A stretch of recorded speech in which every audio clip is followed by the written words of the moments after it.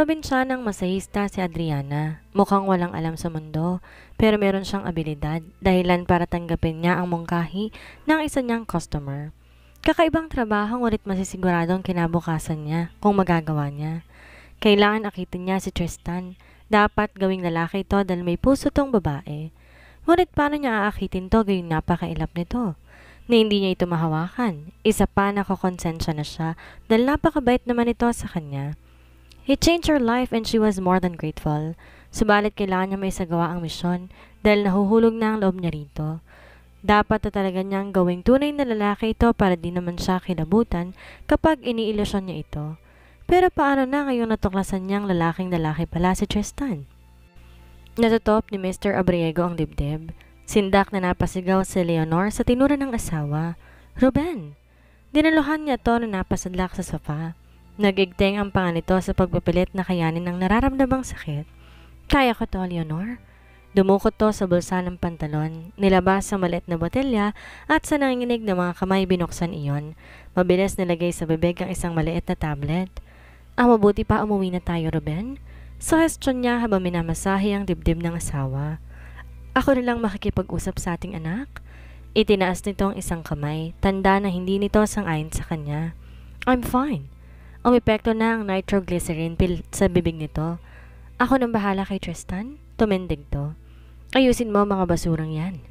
Nag-igting na naman ang panga nito na masulipa ng mga basura sa silid ng kaisa isang anak. Ibalik mo sa dating lalagyan. Hindi yan dapat malaman na alam na natin ang lahat.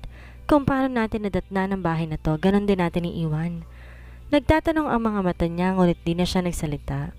Di ngayon ang tamang oras para makipagtalo sa kabiyak. Tumalima na lamang siya at isa-isang pinulot ang mga basurang nadiskubre nila sa closet ni Tristan.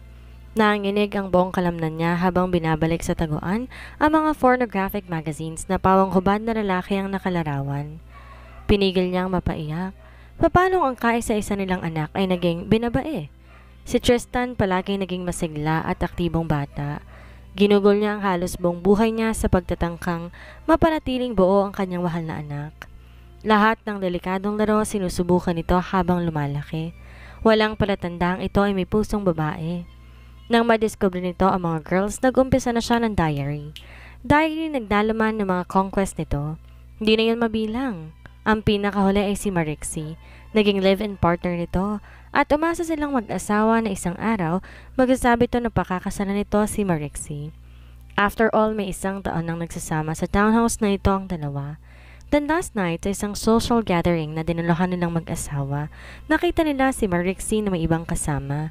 Manugang na ang turing nilang mag-asawa sa babae, kaya't kinausap nila to sa isang sulok. Tinanong nila to kung bakit hindi si Tristan ang kasama nito. Nangangilid ang luhang nagtapat sa kanilang babae. Hindi raw kailanman mag-aasawa si Tristan sapagkat hindi nito na ituloy ang sinasabi. Si Mr. Abriego ang pumilit dito. Tuluyan itong napaiyak habang pinagtatapat ang totoong pagkatao ni Tristan. Closet queen. Hindi sila makapaniwala. Inakusahan pa ni Mr. Abriego na sinungaling ang dalaga. Umiiyak pa rin to nang sabihin nito sa kanila ang katotohanan na makikita nila sa buhay ni Tristan. Kaya maaga pa lang nagtungo na sila nito sa bahay ng anak at nadiscover dito na hindi lamang ang malalaswang babasahin, kundi pati sexy nightgowns, feathers, dancing shoes, stockings na iba't ibang kulay at disenyo, wigs. Ang mga yon na nakalagay sa isang kahon. Nasa sulok ng closet sa ilalim ng isa pang mga kahon. Sa isang kahon ng sapatos nakita nila ang mga bagay na nagpasakit sa dibdib ng kanyang asawa. Toys, battery operated. Literal siyang napapikit habang tinatabi ang mga phallo-shaped toys. Kaya pala gulang na 33, hindi pa nakaisip lumagay sa tahimik ang kanilang anak. Paano nito na itago sa kanilang mag-asawa ang tunay na pagkatao? Sa kabila na natuklasan na naig ang kanyang pagiging ina, her son must be in a torment living a double life. He had been living in lies all these years. My poor baby, she sobbed.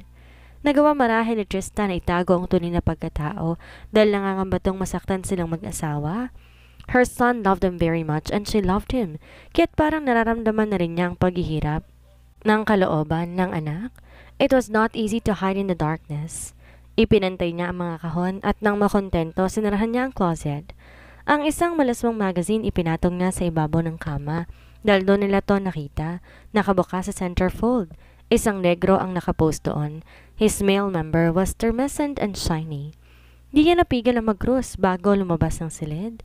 Anong balak mo, Ruben? Mahinahon niyang tanong sa asawa. Grim ang ekspresyon nito. Sa mga matay kitang-kitang sakit at disappointment. May paraan pa para maging lalaki ang anak mo? Nangangatal na ang tinig niya. Huwag mo siyang sasaktan, Ruben. Ako na nakikiusap sa'yo. Kung hindi siya maging lalaki, baka mapatay ko siya. Wika nito. Pero mababago pa ba natin ang pagkatao niya? Tanggapin na lang natin at unawain ang anak mo. Hindi rin naman marahil niya ginustong magkaganito. Siguro may mga naging pagkukulang tayo. Ika'y nagkulang. Hindi. Sumobrang pagmamahal mo sa tarantadong yun, kaya nagkaganyan. Ikaw ang unang-unang tumutol na pag-aralin siya sa PMA. Kaya ayan ang kinalabasan, walang bayag. Dering-dering ang anyo nito. Tila nais nang ipa-exercise ang buong bahay. Anak natin siya. At hindi nag-iisa si Tristan, kaya nga hindi ako papayag na maging baklayan habang buhay. May paraan para magising ang pagkalalaki ng anak mo. What's the problem? Tanong ni Axe kay Tristan. Nasa opisina sila ng ABM accounting firm. Tatlo silang magkakaibigan na nagtayo noon. I don't understand. Anang binata sa long-haired na kaibigan. She's gone. Kagabi raw lumipad patungo San Francisco. Di siya nagpaalam sa akin, ni hindi nagparamdam na aalis siya. Ang tinutukoy ay ang live-in partner na si Marixie.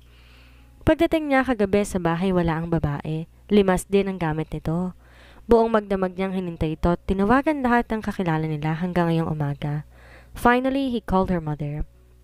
Nalaman niyang umalis ng bansa ang dalaga at di naman ito masabi ang dahilan ng desisyong iyon. Pinilig ni Axe ang ulo para itaboy ang nakalugay na buhok. Nag-propose ka na ba? Umiling siya. I can't bring myself to do it. Di ko malaman kung bakit and I thought I love her. I do but you cannot commit. Takot kang mag-asawa pare, wika ni Axe. Umalis si Marixie dahil na-realize niyang walang patutunguhang altar ang relasyon ninyo. If you want her back, you have to offer her a wedding ring. Hindi pa ako handang mag-asawa, amin niya. So let her go. Huwag mo nang pagtangka ang pauwiin pa siya. I will miss her.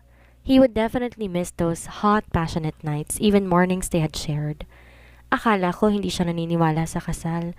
We got along fine.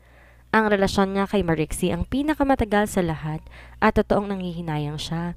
Ngunit gaya ng sinasabi niya, hindi pa siya handa sa nais nito. Hindi niya alam kung bakit. Tila ba may kung anong persang pumipigil sa kanya tuwing tatangkain niya na mag-propose ng kasal. Di niya magawang kukunin sa bulsa ang engagement ring na pinagawa niya. Sumama ka na lang na sa amin ni Fritz mamaya. A-attend kami ng shower party. Ngumisi si Axe. Shower party? Bakit imbitado kayo? Nakangiti na rin siya. Kaibigan ni Pauline ang ikakasal. Nakatuwa ang imbitahin si Fritz para pumapel na macho dancer. Tukoy nito sa isa pa nilang kasama sa firm. Si Pauline, ex-girlfriend ni Axe na naging best friend. Sama ako dyan. Tumindig siya. Kahit walang bayad? Gumiling siyang animoy miyembro ng Chipanos.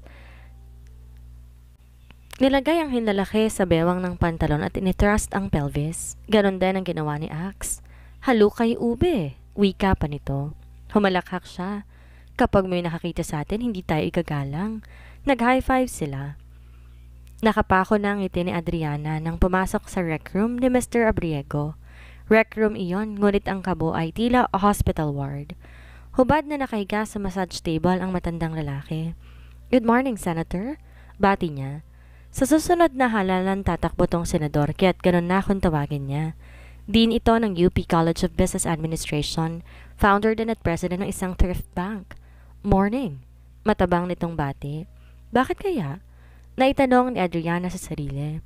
Kadalasan magilaw din sa kanyang lalaki at natutuwa kapag tinatawag nitong senator. Bakit ngayon tila nakalalunto ng buhay na kagamba? Ibinaba niya sa counter ng bar ang walang laman na bag. Kinuha niya ron ang maliliit na tuwalya at massage oil. Hilot sa kanilang bare sa probinsya ang inay niya kaya't mailiit pa siya, marunong na rin siyang manghilot. Naisanan niyang makatapos ng physical therapy, ngunit salat sila sa salapi. Na-foreclose ang maliit nilang property sa probinsya kaya't napilitan silang mag-anak na makipagsapalaran sa Maynila. Napasok na family driver ang itay niya. Ang inay naman niya ay nagbukas ng maliit na sari-sari store sa harap ng bahay nila na inuupahan sa San Andres. Isang tiyahin naman niya ang tumulong sa kanya para makapag-training siya sa pagmamasahe. Bulag pa ang nagturo sa kanya at dahil marunong na siyang manghilot, di na nga siya nahirapan. Pagmamasahe ang kinabubuhay niya ngayon. Iilan pang customers niya at ang latest ay si Mr. Abriego. Yung amo ng kanyang itay ang nagrekomenda sa kanya sa mga Abriego at umasa siyang ikakalat din na matandang lalaki ang husay niya sa pagmamasahe sa mga kaibigan nito. Nais pa rin niyang makaipon para makapag-aral. 1 taon pa lamang sila rito sa takbo ng pamumuhay nito. Pakiramdam niya hindi siya makakahabol dito. Salat na salat naman siya sa exposure. "Kamusta po?" Tanong niya at nagkuskos ng massage oil sa kamay. Pagkatapos ay sinipulad niyang imasahe ang ulo ng lalaki. "Sumusumpong na naman po ang migraine ninyo." Komento niya habang kinakapa ang mga nakausting ugat sa ulo nito. Hindi ito nagsalita. Ano kayang problema? Di niya na isinatinig pa ang katanungan. Obvious naman wala ito sa mood na makipag-usap. Tinapos niya ang pagmamasahe sa ulo nito at pagkatapos bumalik na ito sa kanyang bag. Ang kailangan lang nito ay pamparelax na langis. Pinalitan niya ang botelyang hawak. Wala siyang kamalay-malay na nakamasid sa kanyang matandang lalaki. Nang humarap siya ay napansin niyang kinikilati siya nito. Medyo na-conscious siya. Tama lamang ang sukat ng kanyang dibdib. Tila proud, ngunit hindi eskandalosa. Mabilog ngunit balingkinita ng kanyang bewang. Nahalatang halata iyon dahil tight-fitting jeans ang kanyang suot. Base naman sa mga braso at sa mukha niya, makinis ang kanyang kutis. "Ilang taon ka na, iha?" Tanong nito. Imasahe ang nagsimulan niyang dibdib nito. It was still broad and very hairy. Tiyak siyang sinambay to ng mga kababaihan noong kapanahunan pa nito. Medyo malapad na ang gird nito, kaya alam niya, matikas pa rin to kung tumindig. Parang general, pwedeng president ng Pilipinas balang araw. 24 po, tugon niya. "May boyfriend ka na?" "Wala pa ho." Bakit siya tinatanong ng ganito? "Nagka-boyfriend ka na ba?" "Noon pa pong high school ako." Totoo naman yon. First love never dies pa nga yata. Dahil hanggang ngayon, parang may gusto pa rin siya sa kanyang high school sweetheart kahit may asawa at anak na ang mga yon. "Nahalikan ka na?" Tanong nito. Napamulagat siya. Bakit niyo ako tinatanong? May customer talaga siyang manyakis, ngunit kapag narealize ng iba ang gusto nito, hindi lang masahe, iniiwan na niya. Kasi hodang di niya makuha ang bayad. Ganon din ba itong si Mr. Abriego? Hindi niya matanggap. Masyadong respectable ang dating nito at hindi pa nga campaign season, pinangangampanya na niya sa kanilang barangay. "Basta sagutin mo ang tanong ko," utos nito. "Opo, pero matagal na. May papagawa ako sa'yo. Babayaran kita kahit magkano." Nanay ko. Hindi niya na to iboboto sa darating na halalan. Manyakis din pala to eh. Tumuwid siya, pinatigas ang leeg. "Hindi ho ako hostess." Mariin niyang wika. "Alam ko, may sinabi ba akong hostess ka? Bakit may papagawa kayo sa akin? Hindi ko ho gagawin." "Umaayaw ka na? Hindi mo pa alam kung anong imumungkahi ko?" Ano ho ba yon?" Ayaw na niyang hawakan ng dibdib nito. "May anak ako, lalaki, pero hindi pa lalaking sexual preference?" "Ano ho?" tanong niya. Narilito siya at naguguluhan. At kapag ganoon, hindi siya po pwedeng kausapin ng Ingles at lumalabas ang katangahan niya. "Binabae ang anak ko," wika ng lalaki. "Wag na wag mo ipagsasabihan kahit kanino. Malilintikan ka sa akin?" Banta pa nito. "Binabae as in bading? Bakla?" wika niya. Hindi siya makapaniwala. Ang mala general niyang customer, may itinatago palang bading na anak? "I'm afraid so. Kung papayag ka sa iniaalok ko sa'yo, babayaran kita kahit magkano pa ang gusto mo." At kapag nahalal naman ako na senador, buong Senate Committee sa iyo magpapamasahe, pati presidente ng Pilipinas. Nanlaki ang kanyang mga mata. "Anong ipapagawa niyo sa akin?" "Masseuse to the president, bongga. Gawin mong lalaki ang anak ko?" Gusto kong ma-stimulate ang pagkalalaki niya. Naniniwala akong natutulog lamang iyon. Wala sa lahi namin ang berde ang dugo at mga agaw ng lakas. Tila diring-diri na wika nito. Natutop niya ang bibig. Pagkaway lalong namilog ang kanyang mga mata. Bakit? Tanong ni Mr. Abriego. Iniisip ba nito na OA siyang masahista? I-stimulate ko ang pagkalalaki? Nangangatal niyang wika. Hindi ko kaya. Di pa ako nakakahawak noon. Pinagsalik ko pa niya sa mga dibdib ang mga kamay. Kumunot ang noo ng lalaki. Hahawakan? May sinabi ba ako na hahawakan mo? Sabi niyo, stimulate. Ang alam ko para pa-stimulate, hinahawakan ng dangling-dangling para mabuhay dahil tulog. Boba. Pero nasa sayo yan. Kung gusto, gano'n ang paraang alam mo para maging lalaking anak ko, hindi kita pangunahan. Pero ang ibig ko talagang mangyari, buhayin mong paging lalaki niya. Gisingin mo yung male instinct niya. Gisingin mo rin ang hangarin niyang maging ama. Kung paano mo yun gagawin, bahala ka na. I will pay you. Pero hindi ko talaga ako marunong mangakit, sir. Kaya mo yan. Maganda ka naman at saka sexy. Kailangan lang na magpa-sexy ka palalo. Bumangon ito. Hindi pa ho tayo tapos, sir. Alam ko. Pero mas importante ang ipapagawa ko sa'yo. Sumunod ka sa akin? Nagmarcha sila palabas ng rec room. Nasa kusina ng misis ni Mr. Abriego. Inakbayan niya ito. Han, samahan mo si Adriana sa salon. Ipa-facial mo lahat ng ginagawa doon. Bakit? Mamaya na ako magpapaliwanag. Basta pagandahin mo ang babaeng ito. Sa isang sikat na beauty salon, pinulot si Adriana at nagkaroon siya ng pinakamasayang karanasan. Pakiramdam niya siya si pretty woman. Kaya lang ang Prince Charming niya bading. Once could not have everything. Wala siyang ideya kung paano ginagawang lalaki ang isang binabae at sa pagkakaalam niya, irreversible iyon. Di naman sa tahasang pumayag kay Mr. Abriego pero nakapagdesisyon na ito at naging sunod-sunuran na lamang siya. Bahala na si Batman. Hindi rin nila pag-uusapan kung magkano ibabayad sa kanya pero naniniwala siya na tutuparin na matanda ang pangako nito. Siya ang magiging official na masahista ng susunod na presidente ng Pilipinas. Pero paano kung di maging lalaki ang anak nito? Nasa opisina pa rin ang tatlo na koneho. Naghahanda ng shower party. Sa kanilang tatlo, si Fritz talaga ang may talent sa pagsayaw. Ngunit hindi papayag si Tristan na ito lang ang gigiling sa harapan ng magagandang babae. Kaya't nagpapaturo siya ng husto. Itig-isa na rin sila ng costume. Fireman. Si Fritz, si Axe Cowboy. Siya, sailor. Tinuturuan sila ni Fritz kung paanong isa-isa nahuhubarin ang kasuotan hanggang ang matira na nga lamang ay ang kapiraso na bikini brief. Iliyad mo pa, pare. Ipakita mo. Wika ni Fritz. Kung saan ito natutunan na sumayaw ng ganoon, ayon ito na sabihin sa kanila, secret daw. Paano kung magalit? Biglang dumungaw. Biro niya. Mas maganda, wika ni Axel habang panay ang hagis ng laso at gumigiling. Sinukbit pa nito ang dulo ng pantalon at pinaikot sa kanyang harap ala Wonder Woman. At hindi pa nga nakontento si Yaya. Umakyat siya sa ibabaw ng desk at doon sumayaw. Bigay na bigay ang giling niya sa liyad nang bumukas ang pinto. Papa, usal niya. Na-freeze ang paghalukay ng ube sa ibabaw ng desk. Anong kalokohan to? Demanded ng kanyang ama. Nagpa-practice lang po kami, uncle. Wika ni Axe. May pupuntahan po kaming shower party. Inarkila kami. Sideline din. Hindi ito pinansin na matandang Abriego. Mag-usap tayo, Tristan. Aniya sa anak. Yes, pa? Tumalon siya mula sa desk. Paggamit ng office mo, pare. Aniya kay Fritz. Pagkapasok sa kabilang office, sinarhan ng kanyang papa ang pinto.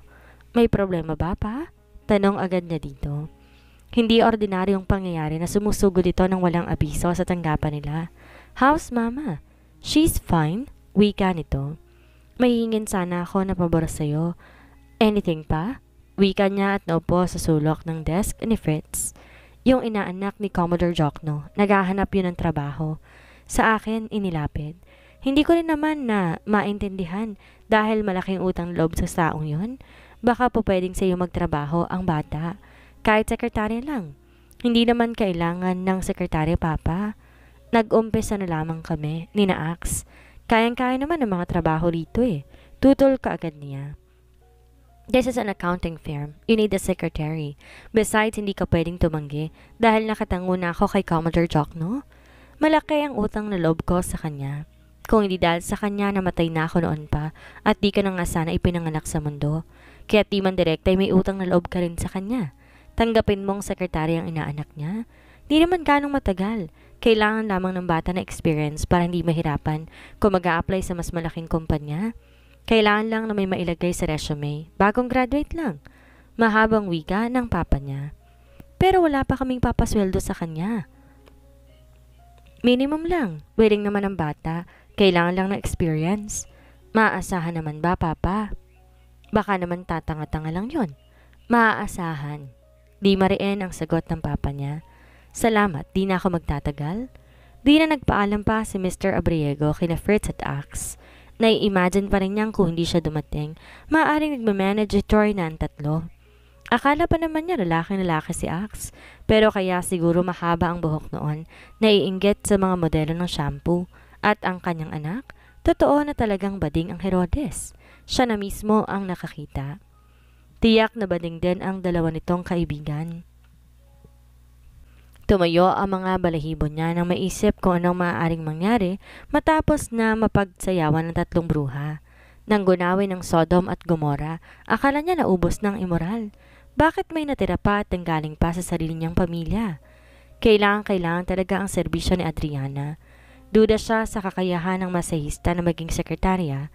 Nakakalata siya minsan na may pagkaboba yun. Pero mas mabuti na yung mahina ang kokote para maging sunod-sunuran yon sa nais niya. Perpekto iyon sa trabaho.